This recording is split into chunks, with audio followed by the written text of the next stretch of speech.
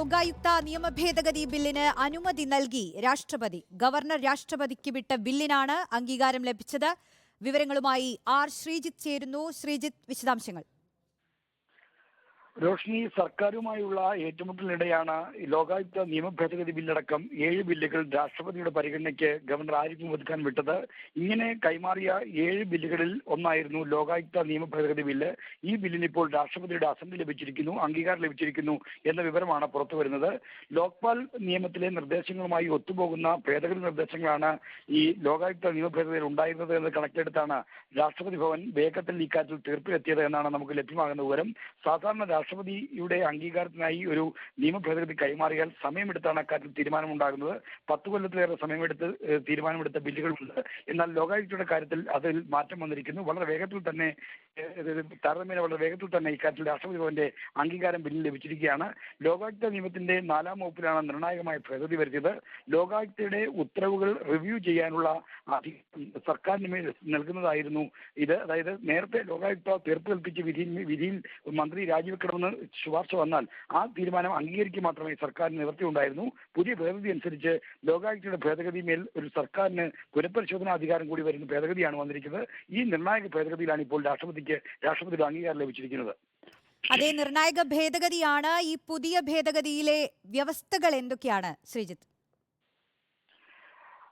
രോഷ്നി, ലോകായുക്ത നിയമ നേരത്തെ സംസ്ഥാനത്ത് നിലവിലുണ്ടായിരുന്ന ലോകായുക്ത നിയമം അനുസരിച്ച് ഒരു മന്ത്രിക്കെതിരെ അഴിമതി ആരോപണം ഉയർന്നാൽ ആ ആരോപണത്തിൽ ലോകായുക്ത അദ്ദേഹം രാജിവെക്കണമെന്ന് തീർപ്പ് കൽപ്പിച്ചാൽ അത് അംഗീകരിക്കുക, അതിൽ പുനഃപരിശോധനാ സംവിധാനം ഉണ്ടായിരുന്നില്ല. ഒരു ജുഡീഷ്യൽ റിവ്യൂവിനുള്ള അവകാശം നാച്ചുറൽ ജസ്റ്റിസിന്റെ ഭാഗമാണെന്നും ആ ജുഡീഷ്യൽ റിവ്യൂ സംവിധാനം നിലവിലുള്ള നിയമത്തിൽ ഇല്ല എന്നും ചൂണ്ടിക്കാണിച്ചുകൊണ്ടാണ് സർക്കാർ നിർണായകമായ ഭേദഗതി വരുത്തിയത്. അതിന് ഏറ്റവും ഒടുവിൽ സർക്കാരിനെ പ്രേരിപ്പിച്ച ഘടകം ഈ മുഖ്യമന്ത്രിയുടെ ദുരിതാശ്വാസ നിധിയിലെ പണം ദുരുപയോഗം ചെയ്തതുമായി ബന്ധപ്പെട്ട പരാതികളും ഒപ്പം തന്നെ ഒന്നാം പിണറായി സർക്കാരിന്റെ അവസാന കാലത്ത് KT ജലീൽ മന്ത്രിസ്ഥാനം രാജിവെക്കേണ്ടി വന്നതുമായിരുന്നു.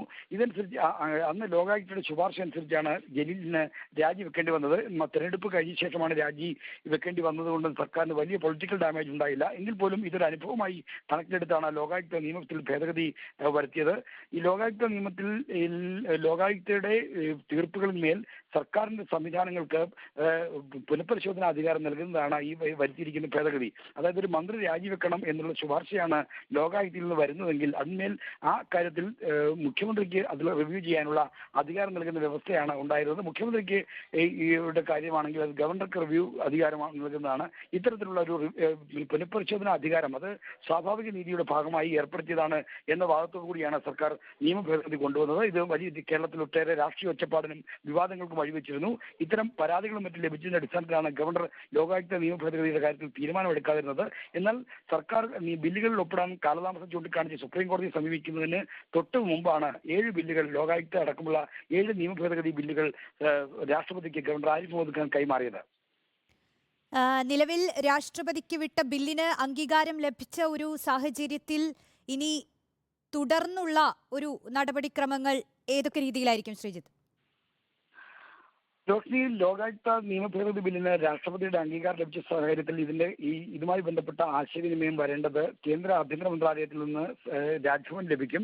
രാജ്ഭവൻ ഈ രാഷ്ട്രപതിയുടെ അംഗീകാരം ലഭിച്ച സാഹചര്യത്തിൽ ഇനി രാജ്ഭവനിൽ നിന്നാണ് ഈ നിയമത്തിന്റെ പ്രാബല്യത്തിൽ വരുത്തിയത്.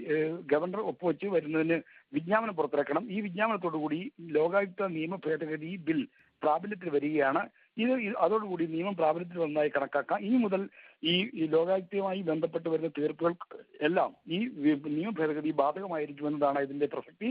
എന്തായാലും ഇനി രാഷ്ട്രപതി ഭവനിൽ നിന്ന് ബില്ലിന്റെ അംഗീകാരം ലഭിച്ചതുമായി ബന്ധപ്പെട്ട കമ്മ്യൂണിക്കേഷൻ രാജ്ഭവൻ ലഭിച്ചാൽ ഉടൻ തന്നെ ഇതുമായി ബന്ധപ്പെട്ട വിജ്ഞാപനം ഇറങ്ങാനാണ് സാധ്യത.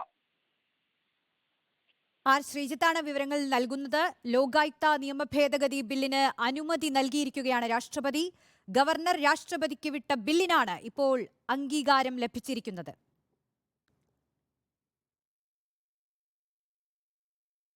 നിലവിൽ ശ്രീജിത്ത്, ഈ ഗവർണറും സർക്കാരും തമ്മിൽ നേർക്കുനേർ നിന്ന് ഏറ്റുമുട്ടുന്ന ഒരു സാഹചര്യത്തിൽ നമ്മൾ ഇതിനെ ഏതു രീതിയിൽ വായിക്കണം?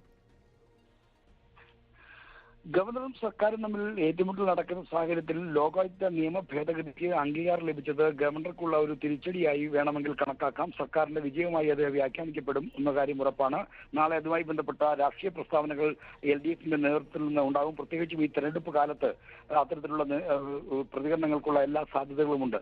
ലോകായുക്ത നിയമത്തിൽ ജുഡീഷ്യൽ റിവ്യൂവിനുള്ള അധികാരമില്ല എന്ന് ചൂണ്ടിക്കാണിച്ച് അത് സ്വാഭാവിക നീതിയുടെ ലംഘനമാണ് എന്ന് ചൂണ്ടിക്കാണിച്ചുകൊണ്ടാണ് സർക്കാർ ഒരു നിയമ ഭേദഗതിക്ക് ഒരുങ്ങിയത്. എന്നാൽ ആ ഘട്ടത്തിൽ LDFലെ ഘടകകക്ഷികളിലടക്കം അക്കാര്യത്തിൽ എതിർപ്പുണ്ടായിരുന്നു. CPIയുടെ സംസ്ഥാന സെക്രട്ടറി കാനം രാജേന്ദ്രൻ അടക്കമുള്ള ആളുകൾ ഇതുമായി ബന്ധപ്പെട്ട് ചില സംശയങ്ങളും മറ്റും പ്രകടിപ്പിച്ചിരുന്നു.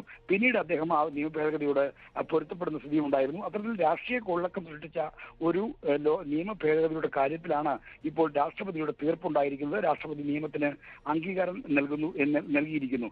ഈ കാര്യത്തിൽ ഗവർണറും സർക്കാരുമായുള്ള ഏറ്റുമുട്ടലിന്റെ ഈ ഘട്ടത്തിൽ ഗവർണർക്ക് തിരിച്ചടിയായി തന്നെ ഇതിനെ കണക്കാക്കാം. എന്നാൽ മറ്റ് 6 ബില്ലുകളുടെ കാര്യത്തിൽ കൂടി ഇനി രാഷ്ട്രപതിയുടെ തീരുമാനം വരേണ്ടിയിരിക്കുന്നു. അതും സർക്കാരുമായി ബന്ധപ്പെട്ട നിർണായകമായ നിയമ ഭേദഗതികളാണ്. യൂണിവേഴ്സിറ്റി നിയമ ഭേദഗതിയുമായി ബന്ധപ്പെട്ടുള്ള 2 ബില്ലുകളും ഇത്തരത്തിലുണ്ട്. ഈ കാര്യങ്ങളിലാണ് ഇനി തീർപ്പാകാനുള്ളത്. എന്തായാലും ഗവർണർ സർക്കാർ പോലെ രൂക്ഷമായിരിക്കുന്ന ഘട്ടത്തിൽ രാഷ്ട്രപതി ഭവനിൽ നിന്ന് ഈ ലോകായുക്ത നിയമത്തിന്റെ കാര്യത്തിൽ ഇത്ര വേഗത്തിൽ ഒരു തീരുമാനം വന്നതും വലിയ സർക്കാരിനെ സംബന്ധിച്ചിടത്തോളം വലിയ ആശ്വാസകരമാണ്. സാധാരണ രാഷ്ട്രപതിക്ക് ഒരു ബില്ല് അയച്ചാൽ കുറഞ്ഞത് 1-2 വർഷമെടുത്താണ് രാഷ്ട്രപതി ഭവനിൽ നിന്ന് തീരുമാനം എടുത്തു വരുന്നത്. അതിന്റെ നടപടിക്രമമുണ്ട്. രാഷ്ട്രപതി ഭവനിലേക്ക് ഗവർണർ കൈമാറുന്ന ബില്ലുകൾ ആഭ്യന്തര മന്ത്രാലയത്തിന് അയച്ചു കൊടുക്കും. ആഭ്യന്തര മന്ത്രാലയം നമുക്കിപ്പോൾ